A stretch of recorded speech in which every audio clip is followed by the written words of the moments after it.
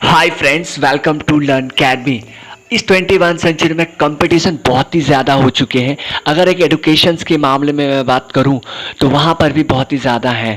अगर आप एक प्रोफेशनल कोर्स करने जाते हैं जैसे कि एमबीए करने जाते हैं तो वहाँ आपको काफ़ी सारे मनी जो है वो इन्वेस्ट करना होता है। इसके बाद आप डाउट पे रहते हैं कि आपको अच्छी खासी सैलरी मिलेंगे या नहीं। वो भी डिपेंड करते हैं आपकी कौन सी यूनिवर्सिटी और कॉलेज से किए हैं।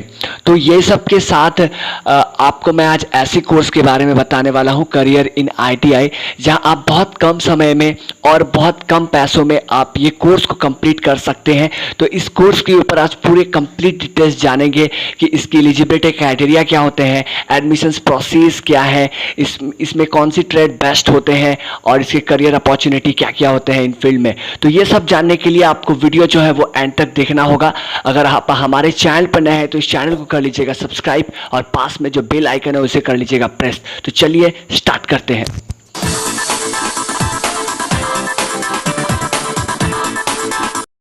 तो आईटीआई की जो फुल फॉर्म है फ्रेंड्स, वो इंडस्ट्रियल ट्रेनिंग इंस्टीट्यूट है।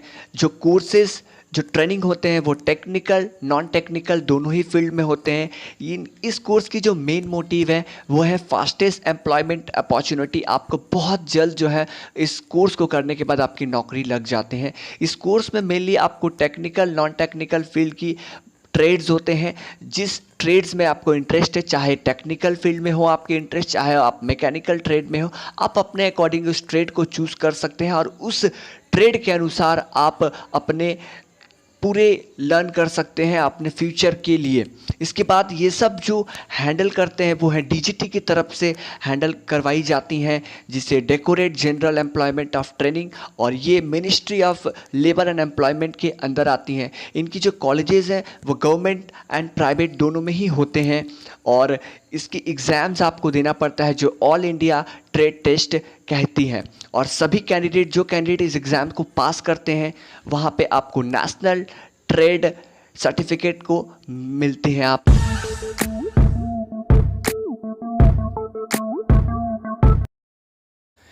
एलिजिबिलिटी क्राइटेरिया की बात करूं तो इस कोर्स को मेल फीमेल दोनों ही कर सकते हैं। मिनिमम एज की बात करूं तो 15 साल है यहाँ पर।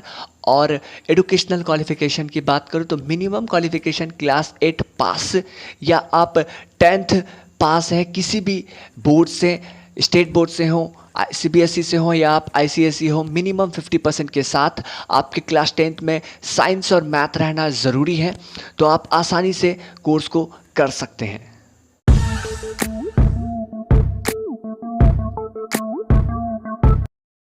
तो कौन सी सर्टिफिकेट आपके लिए बेस्ट होंगे, एनसीवीटी होंगे या एससीवीटी होंगे? देखिए, सबसे पहले मैं आपको बता दूं, एससीवीटी जो है यानी state counselling for vocational training, ये स्टेट के लिए एप्लीकेबल होते हैं। इंडिया में हमारे जितने भी सारे स्टेट हैं इनकी एक अलग बोर्ड होते हैं। जिस तरीक़े से state counselling for vocational training, इनकी अलग क्वेश्चन पेपर होते हैं हर स्टेट की।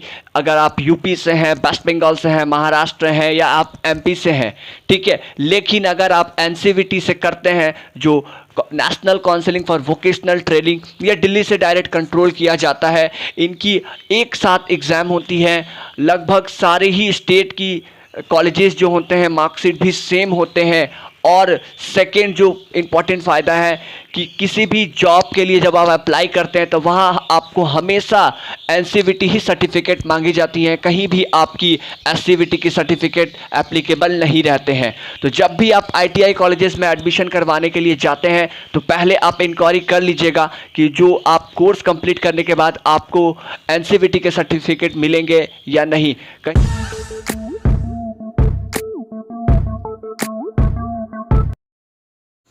तो ओवरव्यू के ऊपर बात करते हैं। यहाँ पर मैंने आपको आगे ही बताया, यहाँ पे दो फील्ड होते हैं, टेक्निकल और नॉन टेक्निकल फील्ड। यहाँ पर जैसे कि अगर आपकी क्लास 10th में विदाउट फिज़िक्स और मैथमेटिक है तो आप टेक्निकल फील्ड को नहीं कर पाएंगे, तो आपको नॉन टेक्निकल फील्ड को चूज़ करना होगा। अगर आप फिज़िक्स और मैथ है आपके क्लास 10 में तो आप टेक्निकल फील्ड को चूज़ आसानी से कर सकते हैं। यहाँ पर फिर ड्यूरेशन की बात करूँ तो यहाँ पे जो कोर्सेज़ की ड्यूरेशन यहाँ पे 6 मंथ से लेकर 2 साल ड्यूरेशन तक की यहाँ पे कोर्स अवेलेबल होते हैं।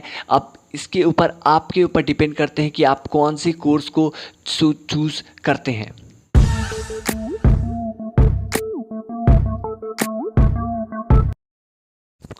तो आईटीआई कोर्स की क्या बेनिफिट्स हैं ये भी आपको बहुत ही ज़्यादा जानना ज़रूरी हो जाता है। तो सबसे पहला जो बेनिफिट है वो है इजी एम्प्लॉयमेंट, आसानी से आपको रोज़गार मिल जाती है।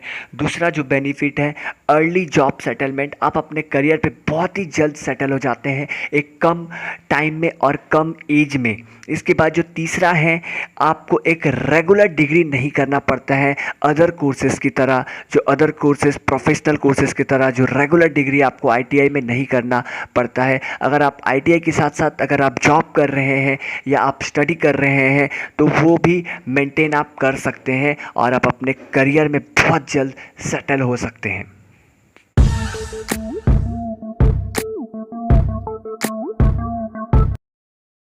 देखिए सिलेबस के बारे में अब बात करेंगे कि आईटीआई में सिलेबस क्या होती है और उनमें सब्जेक्ट्स क्या क्या रहती हैं। तो सबसे पहले अगर आप टेक्निकल फील्ड को चूज़ किए हैं या टेक्निकल ट्रेड को चॉइस किए हैं तो आपको क्लास 10 की फिज़िक्स और मैथ जानना बहुत ही ज़्यादा ज़रूरी हो जाता है, ठीक है। लेकिन अगर आप नॉन टेक्निकल फील्ड को चूज़ करते हैं तो आपको मैथ्स और फिज़िक्स में उतना ज़्यादा फोकस नहीं करना पड़ता है, ठीक है। तो अगर आप टेक्निकल फील्ड को चॉइस किए हैं तो आप फिज़िक्स और मैथ में आपको काफ़ी ज़्यादा अच्छा रहना पड़ेगा। इसके बाद जो सब्जेक्ट्स होते हैं आईटीआई में वो mainly trade practical, trade theory, workshop calculations and science होते हैं। इसके बाद एम्प्लॉयबिलिटी स्किल और इंजीनियरिंग ड्राइंग होती है। आपको मेनली जो है आप ट्रेड प्रैक्टिकल में ज़्यादा फोकस कीजिएगा क्योंकि इंडस्ट्री लेवल में क्या क्या सिखाई जाती हैं वही आपको ट्रेड प्रैक्टिकल में आपको सीखने के लिए मिलते हैं। तो बिल्कुल आपको अच्छे से पढ़ना है इस सब्जेक्ट्स को।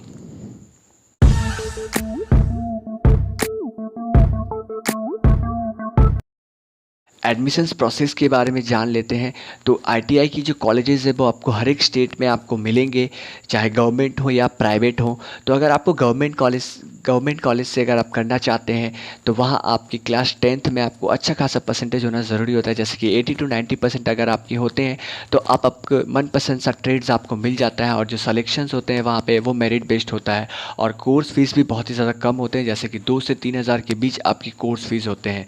लेकिन अगर आपको गवर्नमेंट कॉलेज में मौका नहीं मिलते हैं तो फिर आपको प्राइवेट कॉलेज में जाना पड़ता है, जहाँ पर आपके डायरेक्ट एडमिशन हो जाते हैं और ज़्यादा लफड़ा भी नहीं होता है परसेंटेज को लेकर। इसके बाद जो कोर्स फीस है वो ज़्यादा बढ़ जाती है, जैसे कि 55,000 से लेकर 60,000 के बीच आपकी कोर्स फीस रहती है।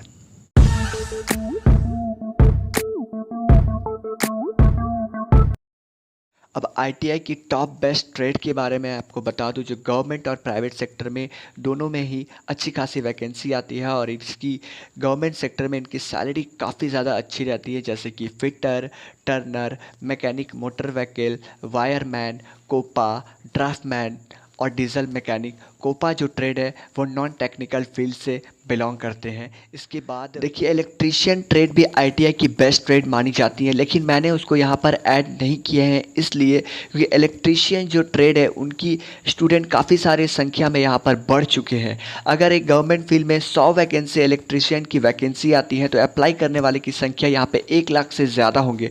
तो आप समझ सकते हैं कि इलेक्ट्रीशियन जो ट्रेड है उनकी वैल्यू अब डाउन हो चुकी है।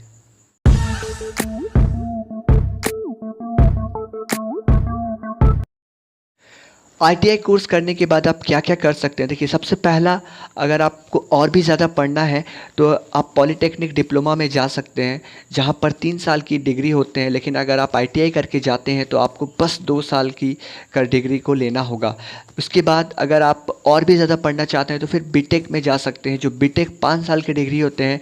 लेकिन अगर आप आईटीआई और डिप्लोमा करने के बाद चाहते हैं तो बस आपको 4 साल करना पड़ता है।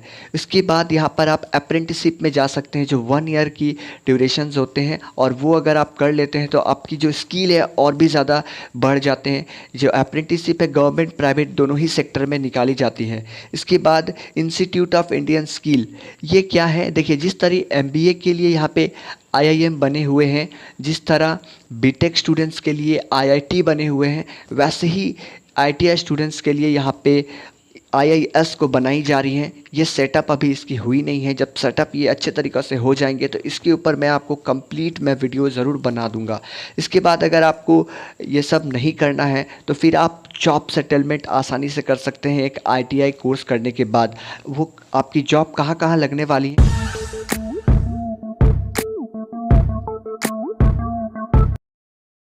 तो देखिए, आईटीआई करने के बाद यहाँ गवर्नमेंट प्राइवेट सेक्टर में दोनों में ही आपकी जॉब लग सकती है। जिस तरीक़ा से जो जो यहाँ पे कंपनीज़ है, जैसे कि इंडियन ऑयल हो गए, ओएनजीसी हो गए, कोर इंडिया में भी आपकी लग सकते हैं, गैल में लग सकते हैं, सेल में लग सकते हैं, एनटीपीसी में भी लग सकते हैं, भेल में लग सकते हैं, और मोस्ट यहाँ पर इंडियन रेलवे में भी आपकी आसानी से लग सकते हैं। जिस तरीक़ा से लोको पायलट की वैकेंसीज़ आती हैं, एक मिनिमम आईटीआई कोर्स वहाँ पे मांगी जाती हैं।